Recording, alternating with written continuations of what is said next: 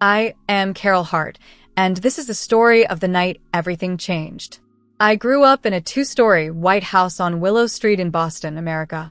It was the kind of house that looked perfect from the outside, trimmed hedges, red door, candles in the windows during Christmas, but inside, it was a theater of control. My father, Richard Hart, believed that respect came from money, and my mother, Margaret, believed that appearances mattered more than truth. I was their only daughter, the quiet one who always seemed to dream too loudly. Growing up, I had learned to live small around my family. My brother, Kevin, was the golden child, the one who followed my father into his company, Hart Tools. He had a strong handshake, a loud laugh, and a charm that filled every room. My cousin, Laura, often came to stay with us. She was the only one who really listened when I talked about my ideas, my wish to build something of my own, something that didn't have my father's name stamped across it. But my parents never took my ambitions seriously. To them, success came in suits and company titles. They didn't understand quiet ambition or long nights spent learning, coding, and planning in secret. They didn't know that, for years, while they thought I was working low-level jobs, I was building an empire piece by piece, an empire that, by the time I was 28, had grown to be worth nearly $590 million, and yet, that night, sitting in the dining room under the soft golden lights of our family chandelier, I was the poor one. It was a Saturday evening in February. Snow pressed against the windows, and the fire crackled in the stone fireplace. My mother had prepared her famous roast, and the smell of rosemary and garlic filled the air. The table was long, 12 seats, all occupied by family and a few old friends of my parents. I had come only because Laura had begged me to. "They're family," she'd said. "You can handle one dinner." I wish I hadn't gone. The conversation had started politely enough. Business, politics, and travel. My father spoke about his recent meeting with suppliers from Cleveland, and my mother complained about the rising cost of fresh flowers. When the wine began to flow, so did the laughter, the kind that carries a sting beneath its surface. My father leaned back in his chair, glass in hand, and said, "You know, my Carol still hasn't found her path. She's our dreamer, but not much of a doer." Laughter rippled around the table. My cheeks burned. My mother added, with that half-smile she wore when she wanted to seem kind but wasn't, "Oh, she's just waiting for the right moment, aren't you, dear?" I stared down at my plate. My fork trembled slightly as I picked at the vegetables. I wanted to shout, "You don't know anything about me." But I said nothing. Years of silence had trained me well. Then one of my father's business friends, a man named Charles Weller, smirked and said, "Richard, maybe you should give her a job at Hart Tools. She might finally make some money then."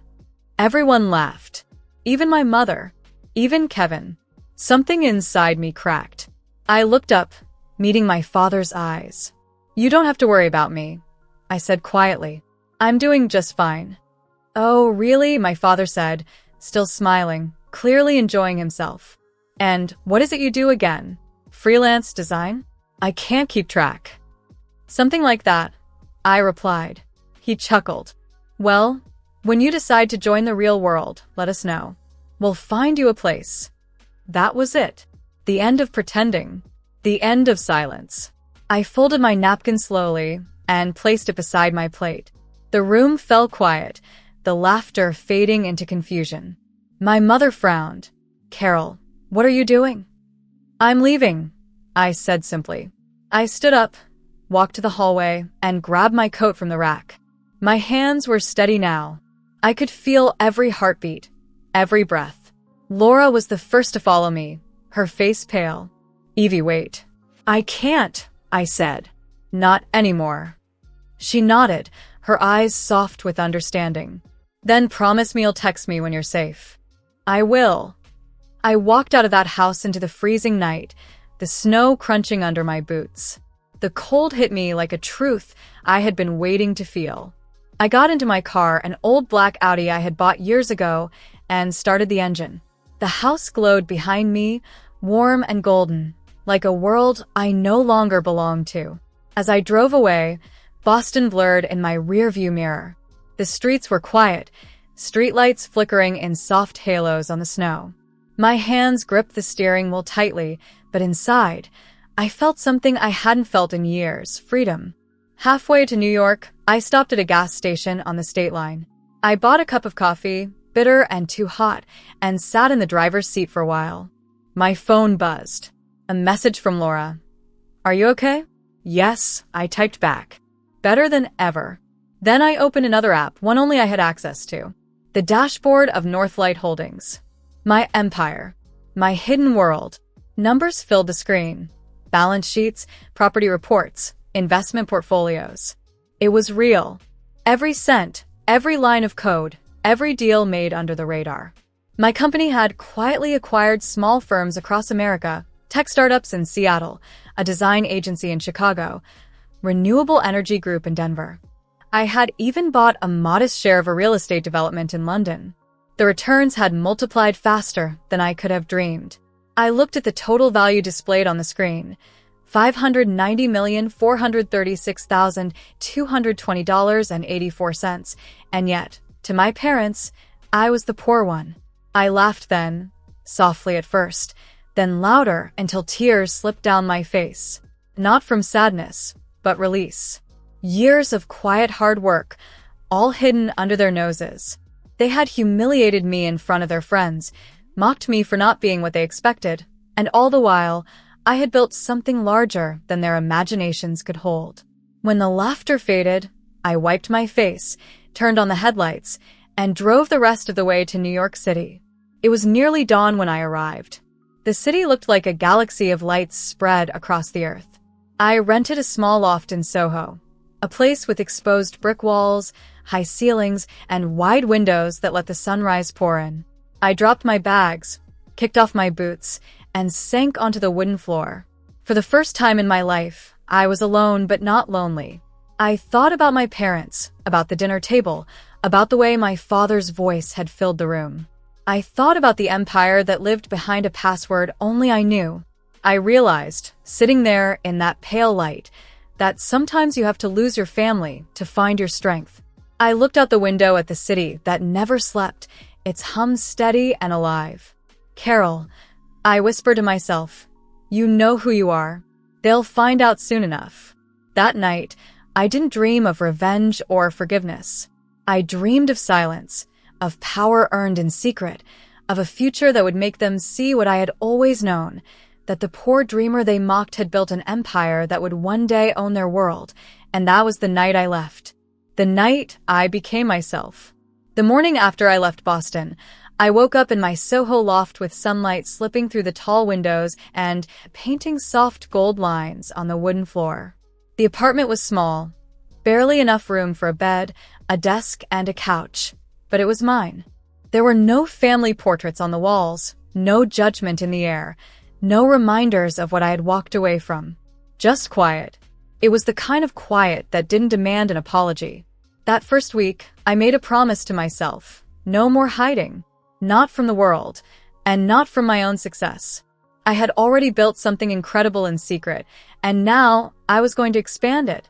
I wanted to see how far I could go when no one was standing in my way. Every morning, I walked down to a little cafe on the corner of Prince Street. It was a place called Luna's, where the owner, a soft-spoken woman named Teresa, knew my order by the third day. Black coffee, no sugar. I always sat by the window with my laptop open, typing numbers, writing code, and checking the dashboards that represented the quiet empire I had built while everyone thought I was nothing. It had all started back in college. While my classmates chased internships, I was creating a platform called Northlight, a simple tool that matched small American artisans with online buyers.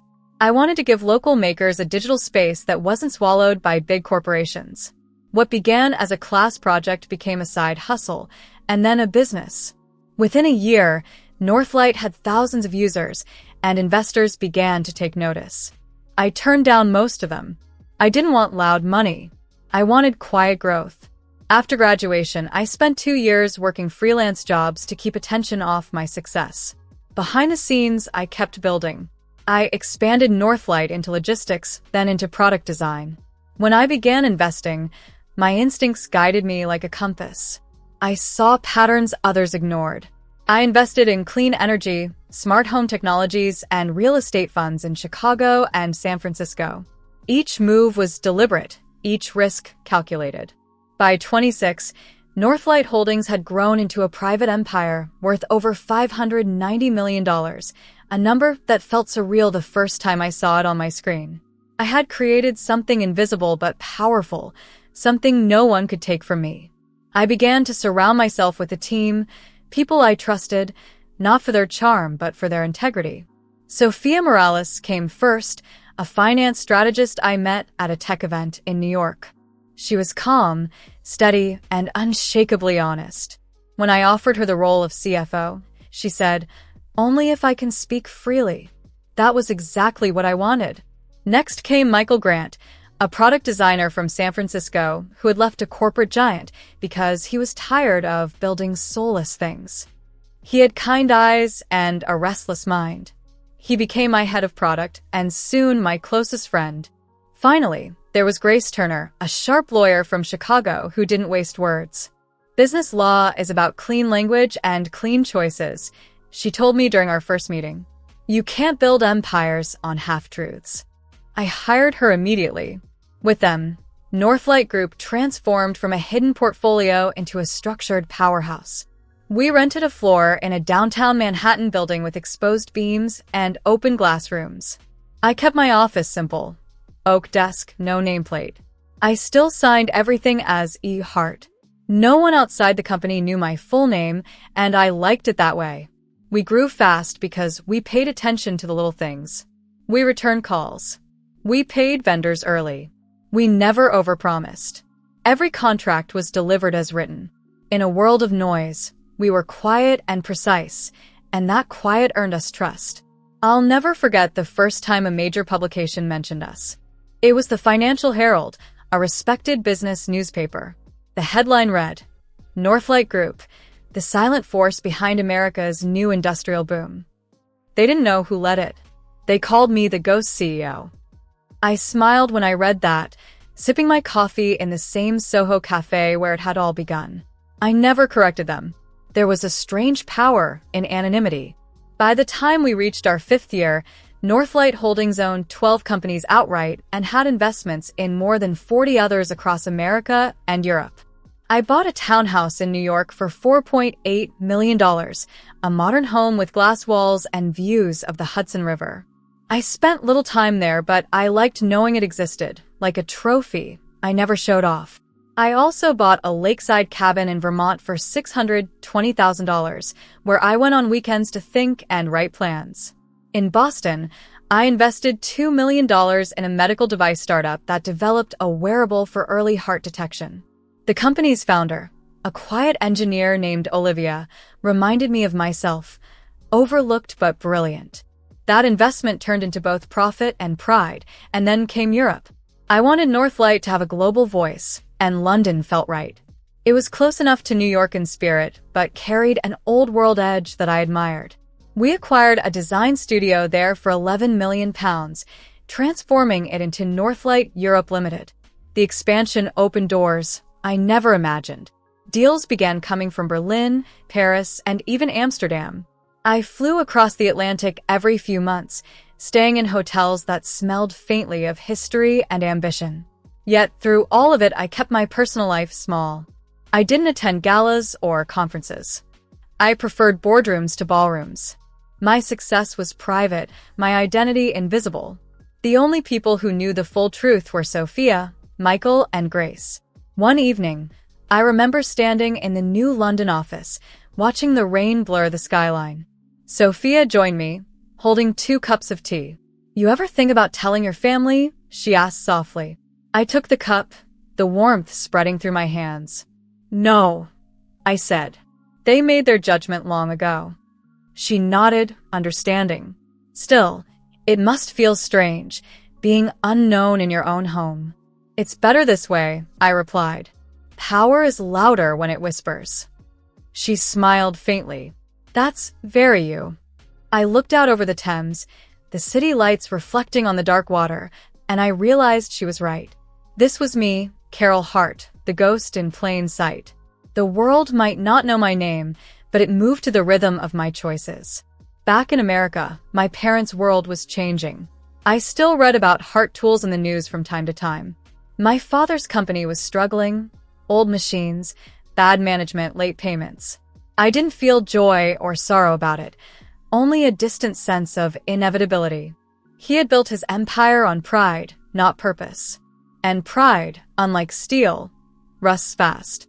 As Northlight thrived, I often thought about how no one, not my parents, not their friends, had ever asked me what I truly wanted from life. They saw me as a dreamer, never as a builder. Maybe that was my greatest advantage. No one saw me coming. By the end of that year, our revenues had doubled. Our partnerships in Europe were flourishing, our energy investments booming. Every step I took seemed to confirm that walking away from that dinner table had been the best decision I ever made. I wasn't just Carol Hart, the daughter they underestimated. I was E. Hart, founder and CEO of a multinational empire, and no one, not even the people who raised me, had the faintest idea. And for the first time, I didn't just feel powerful, I felt free. It began with a phone call I didn't expect. It was early autumn in New York, the kind of morning when the air smelled like rain and ambition. I was reviewing a proposal for a new wind energy venture in Texas when Sophia walked into my office. Her usually calm face looked pale, and she was clutching her tablet like a lifeline. "Carol," she said quietly, "I think you should see this." She handed me the screen. A headline stared back at me from the American Business Journal. Heart Tools faces bankruptcy amid recall and mounting debt. For a few seconds, I couldn't breathe. My father's company, his pride, his proof of worth, was collapsing. The article detailed how a defective batch of industrial drills had forced a massive recall, costing millions. Orders had slowed, their credit line was frozen, and the bank had refused to extend another loan. Heart Tools was weeks away from shutting down. Sophia sat across from me. "Their board reached out to a private investment group for help," she said. "Guess who they contacted?" I looked up sharply. "Northlight." She nodded. "They don't know it's us. They just sent an inquiry to our mergers division." I leaned back in my chair, the irony almost too sharp to swallow. My parents had spent their lives teaching me that I was nothing without their approval. Now, their survival depended on the empire they had mocked out of me. "Set up the meeting," I said. "I'll take it personally." A week later, the board of Heart Tools arrived at Northlight Tower, our headquarters in Manhattan. The building stood tall over the city, a mix of steel, glass, and quiet authority. The lobby smelled faintly of cedar and success.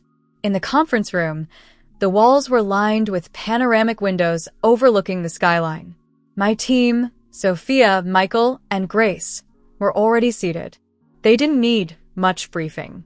They knew who was coming. The doors opened and my parents walked in. My father looked older than I remembered, his hair grayer, his shoulders slightly stooped. My mother still held herself with elegance, but her confidence flickered at the edges. Behind them were two board directors and, to my quiet surprise, my brother Kevin. For a few long seconds, no one spoke. My father's eyes swept across the room. "Good morning," he said stiffly. "We're here to meet the CEO of Northlight." Grace folded her hands. "You are," she said, glancing at me. I rose slowly. "Hello, Father." "Mother." The silence that followed was thick enough to touch. My mother's hand went to her throat. My father blinked, as if his mind was rejecting the image in front of him. "Carol," he whispered. "What is this?" "I'm the CEO," I said evenly. "This is my company." My father's face turned pale. My mother's lips parted, but no sound came out. Kevin's eyes met mine, full of something like pride and guilt. "You," my father said after a long pause. "You're the one who built this," I finished. "Yes." Sophia slid a thick file across the table. "Here are the terms of our proposal," she said. My parents didn't speak as I laid out the numbers. Northlight is prepared to purchase 81% of Heart Tools for $210 million, I explained. "We'll settle your debts, cover your recall costs, and invest an additional $40 million into new machines and plant upgrades in Chicago and Cleveland." Your workers will keep their jobs. Your legacy will survive. I looked directly at my father, but control will transfer to us. Hart Tools will operate under Northlight Industrial Holdings. I will serve as chair of the board. He clenched his jaw. So, you want to own us? I shook my head. No. I want to save what you built. You can keep your name. You can keep your factories. But I won't let pride sink something that still has value. My mother finally found her voice. Carol, she said softly. We didn't know. I know, I replied. And yet, you said what you said. Her eyes welled up. We were wrong. Grace's tone cut through the emotion. Mr. and Mrs. Hart, time is not on your side.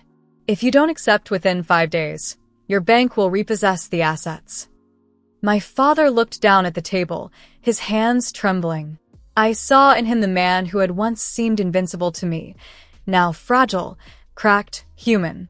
After a long pause, he said, If we agree, does that mean you'll forgive us? The question landed like a glass breaking. I closed the file in front of me and stood. This isn't about forgiveness, I said. This is business.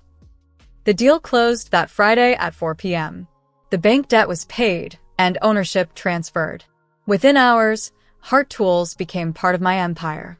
I signed the final document, my name, Carol Hart, in clean, confident strokes across the bottom of the page. When it was done, Sophia smiled faintly. It's over, she said. No, I replied. It's just beginning. That weekend, I flew to Chicago to visit the main plant. The workers greeted me with cautious respect. To them, I was just another executive in a dark coat and heels. But when I spoke to them, when I promised stability, better pay, and new equipment, their faces softened.